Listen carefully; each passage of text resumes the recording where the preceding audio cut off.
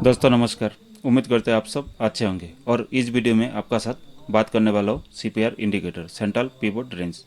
मैं किस तरह इसको यूज़ करता हूँ और क्यों करता हूँ। दोस्तों, प्रोफेशनल ट्रेडर और प्रो ट्रेडर इन लोग सभी जो है इंटरडे और short term BTST swing trade के लिए जो है इस इंडिकेटर को सबसे ज़्यादा यूज़ करता है, क्योंकि इससे आपको मार्केट ओपन होते ही आपको ट्रेंड को आइडेंटिफाई कर सकता है। उस दिन मार्केट साइडवेज रहेगा या ट्रेंडिंग रहेगा।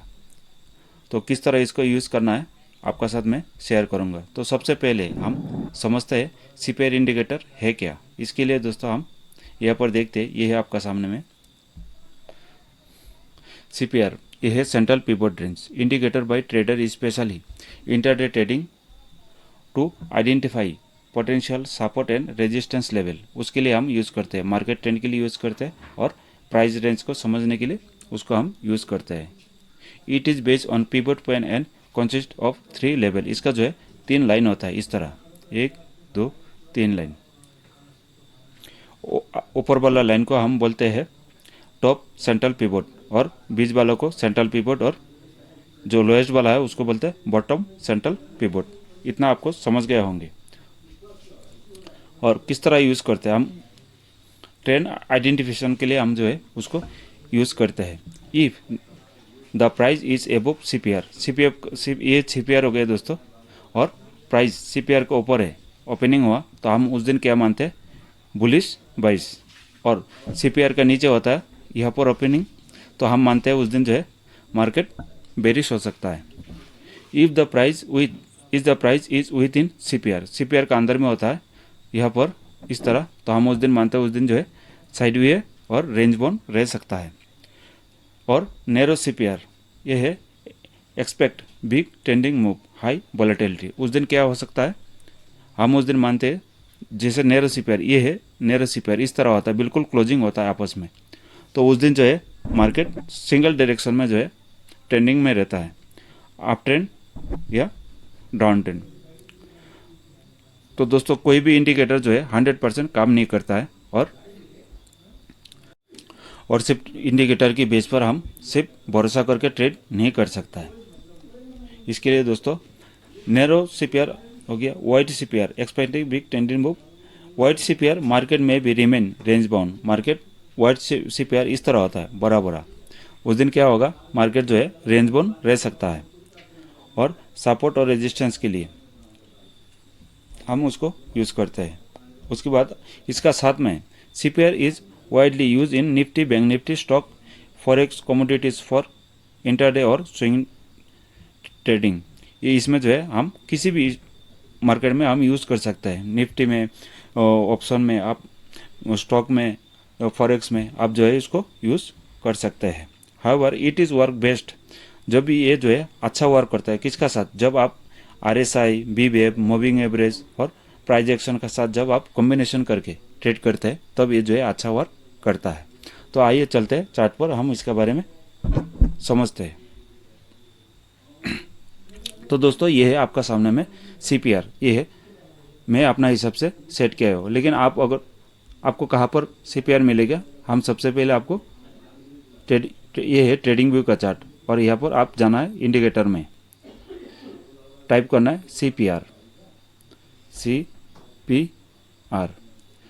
उसके बाद आपका सामने में बहुत सारा इस तरह सीपीआर नज़र आएंगे। आपने क्या करना है, जो मैं यूज़ करता हूँ वो है किंग रिसर्च। इसको आप यूज़ कर सकता है किंग रिसर्च, उसको क्लिक कर देते और मेरे चार्ट पर ये प्लॉट हो गया, आपका सामने में नज़र आ रहा है। तो उसके बाद आपने सेटिंग में जाना है, थोड़ा चेंजिंग करना है। ऊपर में ये S3 R3 ये सारी चीज़ को आपने म्यूट कर देना, मतलब हटा देना है। और जो नीचे का 3 है PP, CR और CS, इसको जो है आपने ओके करके रखना है। कलर मैं अपना मुताबिक रखा, आप अपना चॉइस के मुताबिक कलर को आप चेंजिंग कर सकते हैं। ये है नैरो रेंज सीपीआर और ये है मीडियम सीपीआर। सीपीआर इस तरह होता है दोस्तों। किस तरह इससे ट्रेड करना है और हम कैसे मार्केट को आइडेंटिफिकेशन करते हैं, तो इसके लिए हम देखते हैं दोस्तों। ये उस दिन का सीपीआर को देखिए दोस्तों, इसको सीपीआर क्या था, नैरो था, प्राइस गैप डाउन ओपनिंग हुआ और दिन भर जो है डाउन साइड में रहा, सिंगल साइड में, और दिन भर प्राइस जो है ट्रेंडिंग में रहा।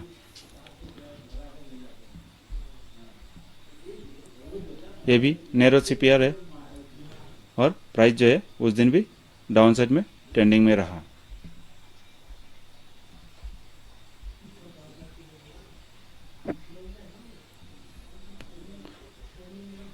ये भी नैरो सीपीआर है, प्राइस जो है बड़ा गैप अप ओपनिंग हुआ और प्राइस अप साइड में ही रहा। मतलब नैरो सीपीआर होने से प्राइस जो है आप ये मान के चलते हैं कि सिंगल साइड में ही रहता है। अप साइड है तो अप और डाउन है तो डाउन, उस दिन ट्रेंडिंग रहने का चांस ज़्यादा होता है। और ये है वाइड रेंज सीपीआर, ये वाइड रेंज सीपीआर है, ये भी वाइड रेंज सीपीआर है, ये भी वाइड रेंज सीपीआर है। उस दिन क्या हो सकता है, रेंज बाउंड हो सकता है। प्राइस देखिए यहाँ पर ओपनिंग हुआ, अप साइड में गया, फिर धीरे धीरे धीरे धीरे प्राइस डाउन में आ गया। उस दिन भी प्राइस यहाँ पर ओपनिंग हुआ, सीपीआर का अंदर ये कामकाज करता रहा। तो क्या होता है, तो ट्रेडर के लिए सबसे अच्छा होता है दोस्तों ट्रेंडिंग डे, वो है नैरो सीपीआर। जिस दिन नैरो सीपीआर होता है उस दिन जो है ट्रेडिंग के लिए ट्रेडर को सबसे अच्छा रहता है। ये है नैरो सीपीआर, प्राइस सीपीआर का अंदर ओपनिंग हुआ और धीरे धीरे धीरे धीरे उस दिन ट्रेंडिंग डे रहा। ये भी देखिए नैरो सीपीआर है तो प्राइस जो है ट्रेंडिंग में रहा। तो किस तरह ट्रेड करते हैं इसके बारे में मैं बात करता हूँ। तो सबसे पहले दोस्तों आपको जो है 30 मिनट का चार्ट में सपोर्ट और रेजिस्टेंस को मार्क करना आना चाहिए। किस तरह, इस तरह देखिए, ये है रेजिस्टेंस है, ये एक सॉरी ये एक सपोर्ट है और ये एक रेजिस्टेंस है। तो उस दिन क्या हुआ, यहाँ पर देखिए प्राइस जो है यहाँ पर ओपनिंग हुआ और धीरे धीरे धीरे धीरे डाउन ट्रेंड में रहा और फिर ये जो प्रीवियस सपोर्ट का पास आया, फिर यहाँ से एक अप मूव मिला, फिर धीरे धीरे डाउन साइड में चला गया सेम डायरेक्शन में। तो इस तरह होता है। आप अगर सपोर्ट रेजिस्टेंस को मार्क नहीं करेंगे, सिर्फ सीपीआर का भरोसे में ट्रेड करेंगे, तो आप ये पता नहीं कर सकता है कि इसका सपोर्ट का रेजिस्टेंस का कहाँ जाके ये होल्ड कर सकता है। इसलिए आपको सपोर्ट रेजिस्टेंस को मार्क करना है 30 मिनट का चार्ट पर।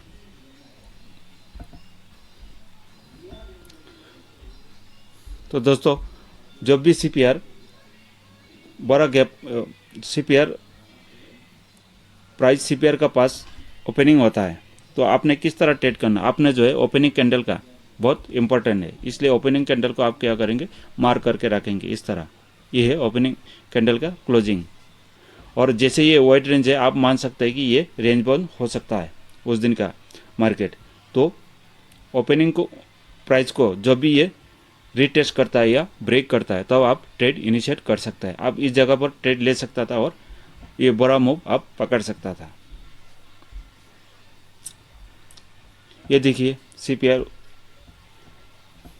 सीपीआर का पास अंदर में जो है ओपनिंग हुआ, प्राइस फिर डाउन में गया, फिर अप साइड में गया, फिर नीचे आया। ये क्या है, ये रेंज बाउंड हो रहा है। उसके बाद प्राइस और नीचे नहीं गया।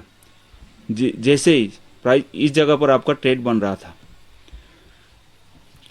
और इतना बड़ा आपको मूव मिलना था, क्योंकि प्राइस जब भी सीपीआर को जिस कैंडल ने बेथ करता है, आप उसी कैंडल का नीचे में जो है स्टॉप लॉस लगाना है। यहाँ पर आपका स्टॉप लॉस होना था, यहाँ पर आपका एंट्री होना था और आपने इतना मूव को होल्ड करना था इस तरह।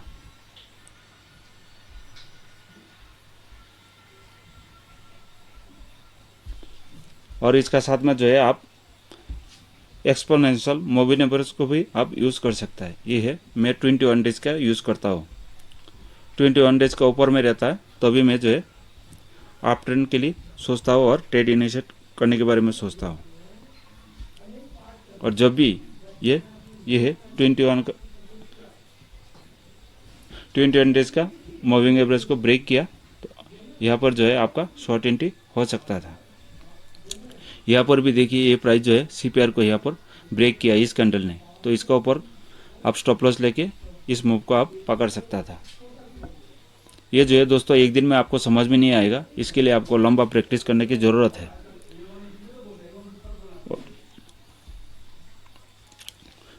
और ये भी देखिए दोस्तों, ये है बड़ा गैप अप हुआ, सीपीआर नैरो रेंज है और गैप अप बड़ा है। तो उस दिन जो है क्या होता है, अक्सर प्राइस जो है आप साइड से सीपीआर के पास आने की कोशिश करता है। ये देखिए उस दिन 20 डेज का सीपीआर का नीचे ओपनिंग हुआ और 20 डेज का मूविंग एवरेज का नीचे में भी ओपनिंग हुआ। तो आप उस दिन जो है एक अच्छा मूव आपको मिलना था। कितना बड़ा मूव मिलना था आपको, देखिए ये है ओपनिंग कैंडल,